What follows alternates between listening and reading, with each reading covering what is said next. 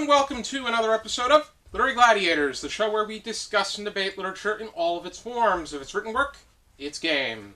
Let's meet the panel. Hi, I'm Larry. Hi, I'm Jesi. Hi, I'm Renny. And I'm Josh. And Jesi, welcome back. Yeah, Jesi. I'm so Welcome back. happy to be here. It's like, so nostalgic. I feel like I haven't done this in, oh God, how long? Yeah, a couple of years. Filming, it's been 2.5 years. Oh my gosh, wow.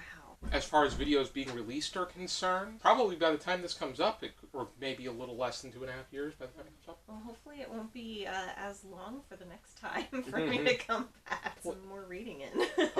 Hopefully that's the case, because if everybody's happy, I want to do a summer season. I want to get more people. I want to recruit. I want this thing to grow. Yeah. Because we surpassed 2,000 subscribers. Oh, yay. The sessions that we've had, it feels like we're home again. Yeah. Mm-hmm. I agree. This is what this channel's meant to be, in my opinion. Mm-hmm. I like it. And I think that the fact that everybody's enjoying themselves, and even just the fact that we come here, we just engage in any kind of conversation, we talk about books, reading, literature, we eat. Yeah, you can't go wrong with it. Yeah. And Always love it. that's what matters. And I think that we're like a very happy family. If Penny Waffles could talk, she'd tell you she's happy here too. That's right. You might see Penny Waffles at some point Later. on camera. But we're going to be going over a work that we surprisingly have not covered yet. This is episode number 421. We're going over Romeo and Juliet by William Shakespeare. We've gone over other works by Shakespeare, but this is often the work that is introduced to people, and it leads into the discussion starter that I put together. And that is that Romeo and Juliet is perhaps the most recognized and most performed play, not just among those written by Shakespeare, but of all time. We know very much about the tragedy that falls upon Romeo and Juliet, who are two young lovers, and by young, Juliet is 12. She's 13. She's 2 weeks short of 14. Okay, I thought there was Yeah. mention of 12, but it could be Well, but- the nurse says that her daughter that she died, that she became the wet nurse for, would have been whatever age, 14 and 2 weeks, and so that's where Juliet is just short of that. The discussion starter that I have is, have readers approached this play inaccurately when studying, compared to what is brought upon by the media? Well, I personally feel like, which also, I was really shocked to see Romeo and Juliet on the list, because I was like, there's no way you guys haven't covered it yet. But, like you said, you've done other works, and I'm like, wow, I guess Romeo and Juliet really wasn't on there. I always feel like Romeo and Juliet is very romanticized, especially towards high schoolers. Just in my, the first time I read and had to know about Romeo and Juliet, I was in high school, and I just oh, it's so romantic, oh, they're so, and it's like, but it's not, it's 3-4 days of lustful 4 days. craziness, and even the original piece, written by Matteo Bandello, the historic tragedy of Romeo and Juliet was set over the course of a few months, but this is 4 days. But even so, a few months, even, I don't know, I feel like... Oh, well, they just meet each other, and then they're married the next day, and the day after that, they're dead. Yeah, it's just, to me, it's it's not romance, that's not, and I get why it's kind of, it is one of those stories that does pique the hormone interest of, young readers, but I do think that it's portrayed differently when we're younger. I'm versus sure when we're Shakespeare older. meant some of it, and they just cut it. There's a longer version and there's shorter versions. There's much more Roman Catholicism. The friar is more important, because if things work out for him, well, he might end up being a priest with his own church, or get the two families together, or whatever may happen. I mean, he has his own interests, but he is an herbalist. And we first see him, they cut this to about this much, whereas he really has around a page. He says, in this plant, if we have just a little of it, it can be healing. If we use too much, it can be fatal. And he said, life is like that. You have to have something even and temperate. You cannot have too much passion, because that can lead to a bad end. And I think that's a major, major part that is almost always dropped out of the so much adaptation. foreshadowing, I know yeah. that the way, when you teach Romeo and Juliet, you teach the fact that Romeo and Juliet is not so much about the romantic interest between Romeo and Juliet, but more so the fact that passion leads to violence. I think that was a big thing with Shakespeare. Actually, I've only taught it on the freshman level in high school. I would love to have taught it in the college course. I don't think anybody teaches it on the college level because, again, they're only interested in the end. When it came back under Dryden, after Shakespeare was dead kind of for 50 years and then glory forever, they did the play, they lived at the end. They didn't kill him off at the end until the 1920s. Then they went back and started to look at the original play. But for a long time, for a couple hundred years or so, when it was presented, people didn't want them to die off at the end, so they didn't do it. Oh, how about that? Yeah, I was gonna say shows the times, right? Yes. Yes. We all love tragedy. Yes.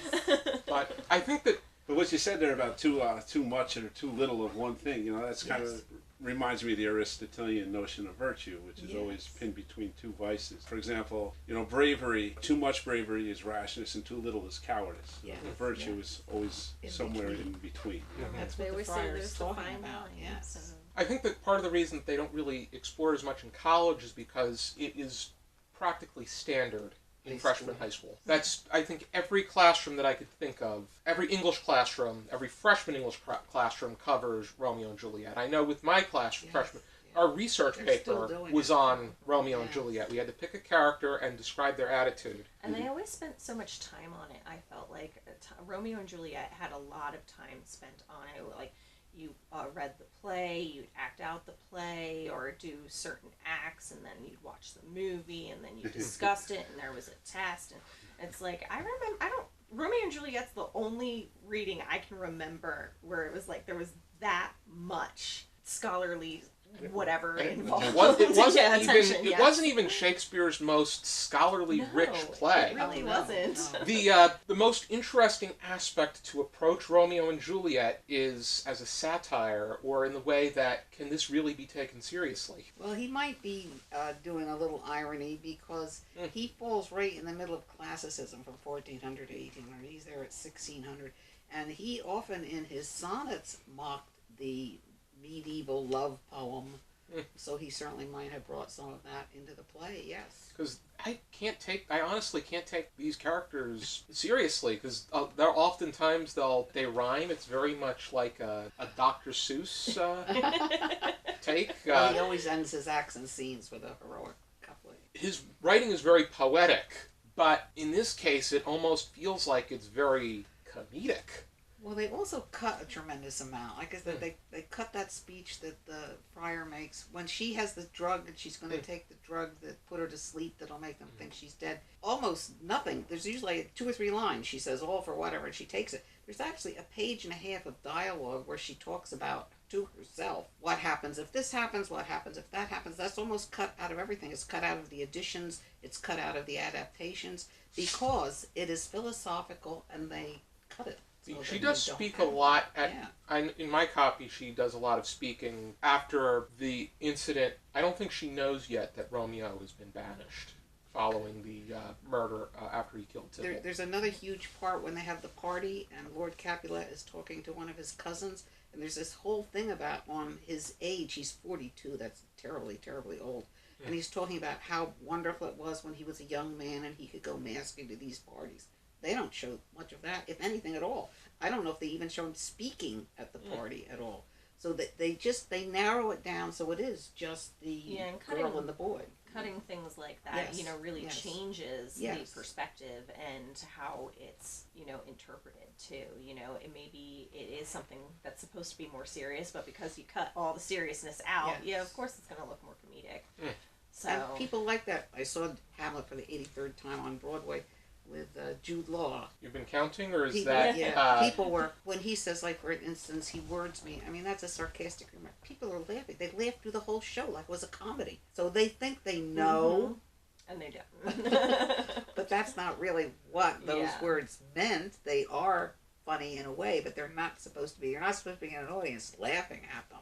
But yes, through that whole show, and he was pretty serious. It was pretty well done. Yes, wherever there was a little crack by Shakespeare, by Hamlet himself, everybody laughed. It was amazing.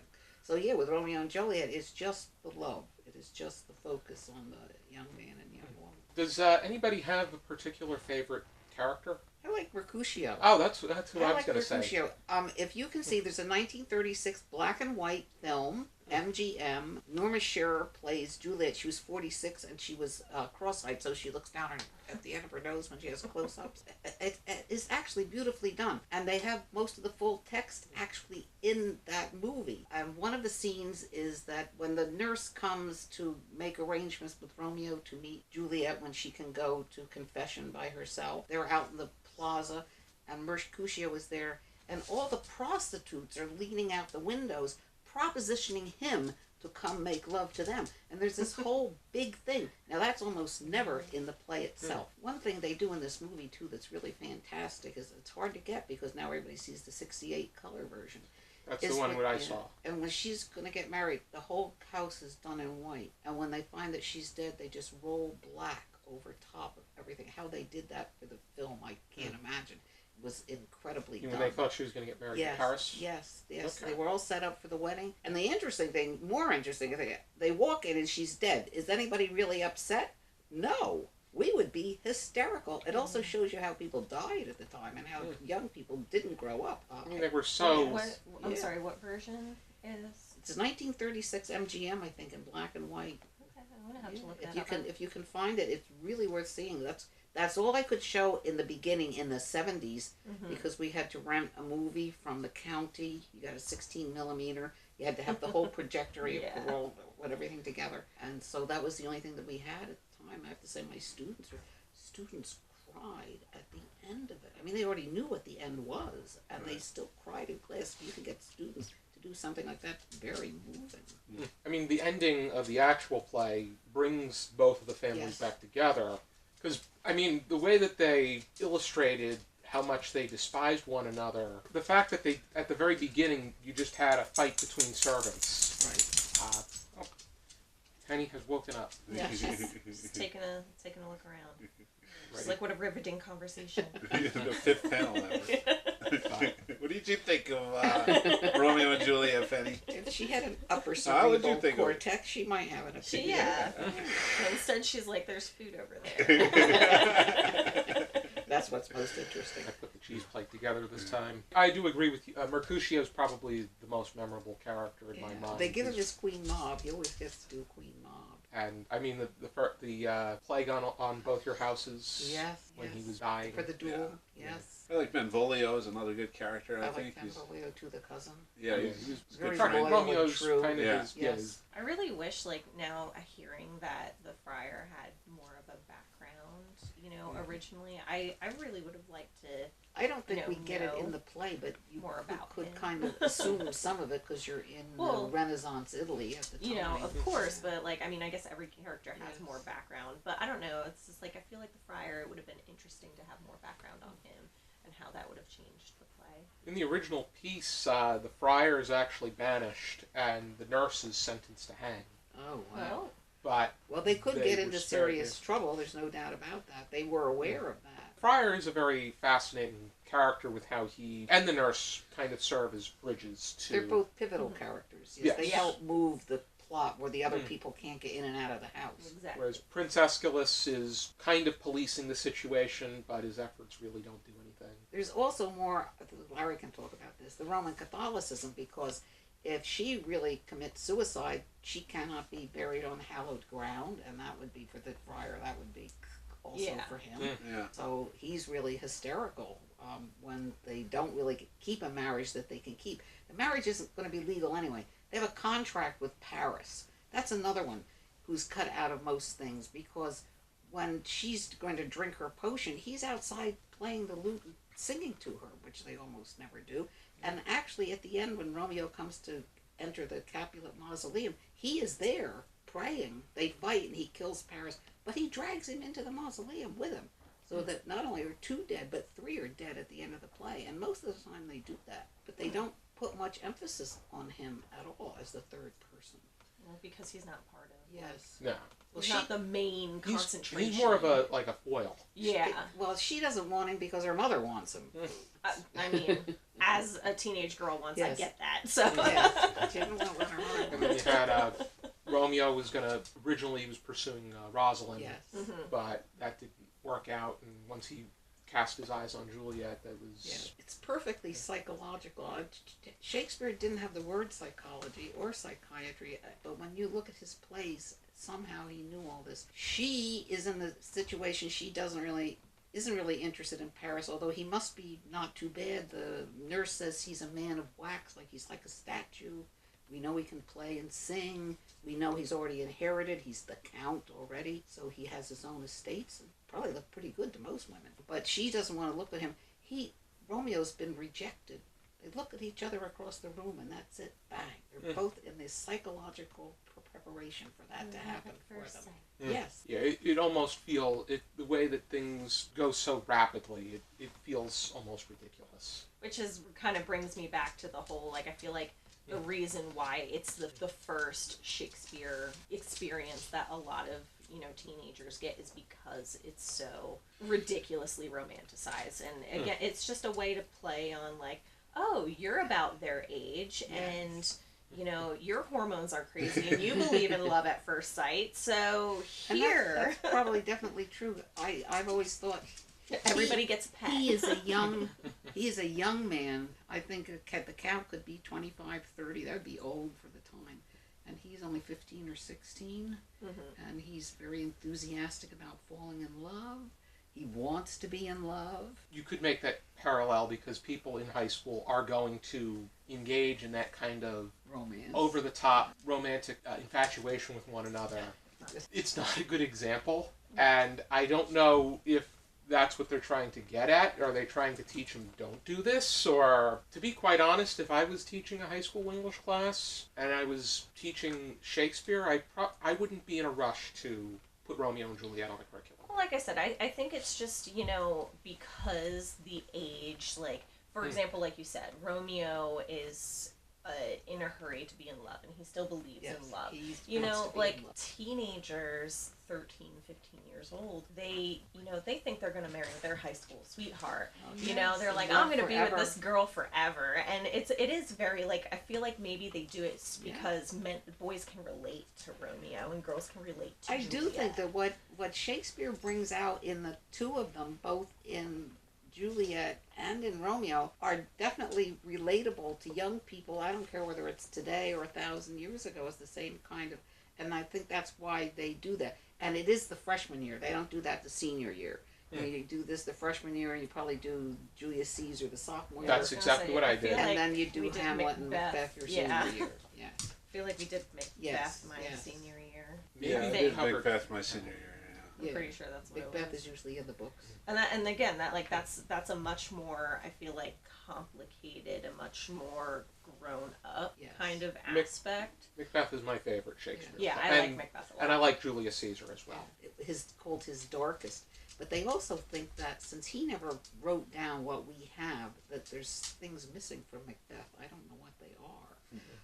When my students do research, the only one they can do in Macbeth, I give them 3 as the theme in Macbeth, because there's 3 of everything in Macbeth. He goes crazy with the number 3. Hey, it's a good number. It's my favorite number. Yes. Well, sometimes it's a good number. Sometimes 3 on a match is a bad number. It's not always good for Macbeth. What they do is you can look on Google, and it will give you, I don't know, there's murder, ambition, and power in Macbeth. They all want to copy that, but I know that that's there, so they can't do that. But 3 in Macbeth is really interesting. 3 is an interesting number. It has a big religious background. 3 is a crowd thing. Yes. Oh yeah, I mean, to me, the play is mostly about youth, and in youth, virtue has not been well formed. It takes a lifetime to form virtue, and so these people are being ruled by their passion. I think the character like the friar and the nurse are trying to mitigate that, and it's pretty much their role. They're trying to mitigate. Of course, it ends in ruin anyway, but that's their role. And I believe. And maybe that's why it comes across a little bit comedic too, because like you said, youthful is passionate, but it can also be a little foolish. Well, yeah. If you're ruled by your passions, you're kind of a fool by definition. But I also feel like, you hear the phrase a lot, young and stupid. Like, I mean, maybe this is just his example of, hey, they're young and stupid. Yeah. I don't know, it was probably one of his earlier plays that I think has always been successful. That's part of the reason they do it first, is they're showing students something that can be successful, and students hardly can read 2 pages together anymore. Yeah. As far as the high school sweetheart model is concerned, I think that it's possible that you may end up with high school sweetheart. Yeah, but I mean, it's there's not, always that possibility. but it's not guaranteed. I know it's like whenever, you because you usually, I would say most people experience their first love in high school, that puppy love. And so when you have that first heartbreak, like that's in your teenage years. And I always remembered like my first heartbreak in high school. My mom's like, you've got your whole life ahead of you, you're not gonna fall in love the first time. And some people do. There's always the exception. But I feel like, again, it gives the young ones characters that they could relate to. Because they feel like that. Yeah. I think his portrayal of their young emotions is very genuine in the play. Yeah. Well, yeah, I mean, Romeo comes in, he's totally head over heels over somebody else. Yes. And then in less than a day, he's, as And I mean, let's face it, we've all seen that. Yeah. In high school. It's like, oh my god, I met this guy yesterday and I just love him. But I think that it should be a cautionary. Yes. It should be viewed with caution more. because So then rather than as an example, as a good example. This is a bad example. Yeah. Ladies and gentlemen. Especially that being in the orchard. I remember in the 1968 film, Romeo was there pretty much all night. By the time he left, it was light out. Yes. Anybody? Well, everybody loves that because he gets out of bed and you see his bare bottom. That's a big deal. In all the movies. 68. Yeah. And he never did anything else. She did go on and do some other movies, but he almost never did anything else. I mean, they have that consummation where they arrange so that they can make whoopee before Romeo gets banished. He has to get a ladder to climb up to the balcony. And I mean, both of them are in the 1968 version. Both of them are nude. And they're very young. Yeah, they're adults. I think they're at least played by 18 plus. Yeah, They're not children. No. But they're still very young. They are, yeah. They're doing that with Macbeth, too, because they've decided that one of the reasons Macbeth acts the way he does is he's enchanted by Lady Macbeth and that she's still young and very desirable. I mean, that's like The Crucible, where Arthur Miller states right out that he made Abigail 16 or 17 when in actuality she was 11 when... Was she that young? When she... I know that some of them were 10 or 11. Engaged in... well, I mean, if you think about the it, affair there's with like, John Proctor. like a time change, obviously when we as humans earlier on, things were done earlier because people didn't live as long. So. In my family in the early 1800s, I don't know, it was 1810, 1812, and an Applegate marries a Thompson or Thompson marries an Applegate. I don't know, he's 14, she's 11, they're going to live in the parents' house. That's how it was? There was no public education. Honestly, it didn't matter as long as it was a girl and a boy and they could procreate. It's okay. They were a lot more in your business about stuff, too. Like, women were more open about whether they could church had a greater children. influence back then. Yes, that was important. Yes. And that was the thing is, chances are they weren't married off until they were engaged, until they could bear children, until they reached that milestone. Well, yes. Juliet is being... Her father does say to Paris, even though we're making this contract now, woo her for a couple of years, because those made too soon married are too often marred.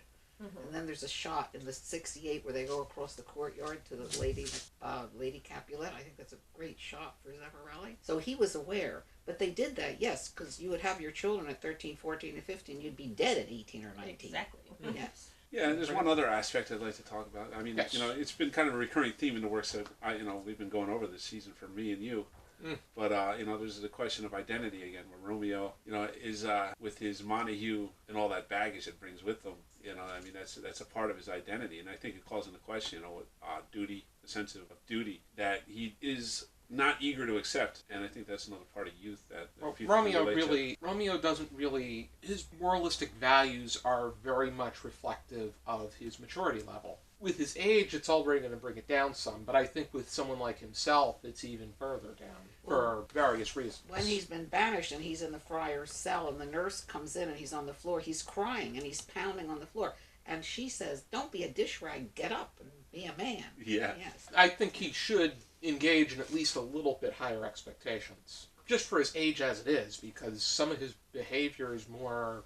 I think he has much younger behavior than his age shows. I mean, do men ever really grow up? Sorry, guys. Had to slip that in there.